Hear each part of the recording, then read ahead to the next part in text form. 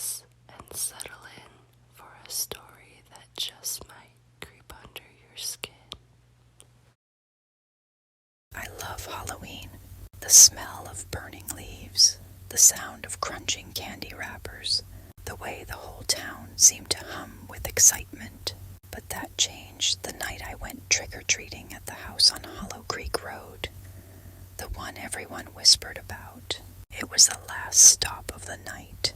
My friends and I had filled our bags, and the moon hung low, orange as a jack-o'-lantern. The old house sat apart from the others, tucked behind a row of skeletal trees. Its windows were dark, except for a faint flicker. Candlelight, maybe. The path to the door was lined with pumpkins, but each one had the same expression, a jagged, gaping grin, and eyes that looked carved in anger rather than joy. "Come on," said Ryan, always the brave one. "Maybe they've got the big candy bars." We laughed, trying to sound fearless, but something about that house made the air feel heavier. The closer we got, the colder it became, as if the warmth of Halloween had drained away.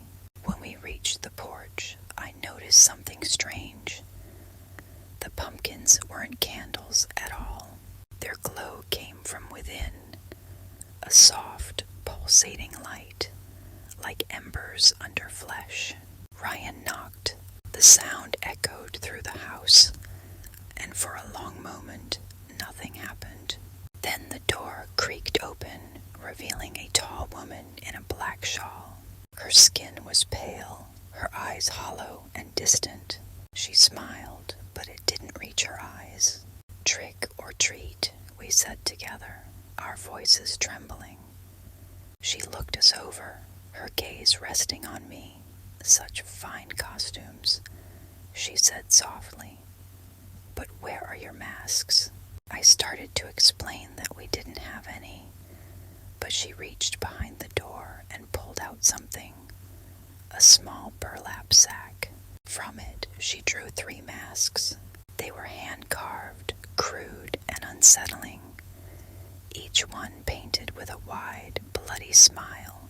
"Every child who visits must wear a mask," she whispered. "It's tradition." Ryan laughed nervously, but she pressed one into his hands. The mask felt wrong when I touched it, damp and warm, like it was alive. I hesitated, but she was staring at me, waiting, so I put it on. The instant it touched my face, the smell hit me.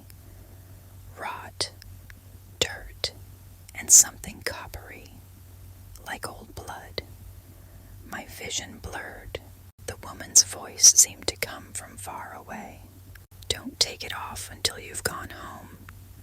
Then the door closed. We stumbled back down the path, the night quieter than before. Even the crickets had stopped. When I reached up to remove the mask, it didn't budge. My fingers clawed at the edges, but it clung to my skin as if fused. I felt it tighten, stretching, reshaping my face. Ryan screamed. His mask had sunk into his flesh, the painted grin now his own mouth. We ran, through the woods, down the road, until we burst out onto Main Street under the flickering streetlights. By the time we reached my house, my face burned like it was on fire. I could barely see. My mom screamed when she opened the door. She grabbed my shoulders, yanking at the mask. But when it finally tore free, I collapsed to the floor. The mask wasn't burlap anymore. It was skin. Human skin. The police searched Hollow Creek Road the next day, but there was no house there, just an overgrown lot with a foundation half buried in weeds. They said the house had burned down 50 years ago, on Halloween night. The owner had been a woman named Agatha Gray, known for making masks from special materials. No one ever found her remains. Ryan moved away not long after. I wish I could say I never thought about that night again. But But sometimes I wake to find my reflection smiling when I'm not. And when I close my eyes, I swear I can feel that mask still clinging to my face. Warm, damp, waiting. Every Halloween, I leave a single jack-o'-lantern on my porch. I carve it with the same jagged grin, and I light it with a candle I can't seem to blow out. Because somewhere out there, in the dark, I know she's still collecting faces, and I don't want her to forget mine. I hope you enjoyed the story. Remember to like and follow or subscribe. And I would absolutely love it if you would share this video with your friends, family, social media, or anyone that comes to mind to help me extend my reach. I will see you back here next Sunday.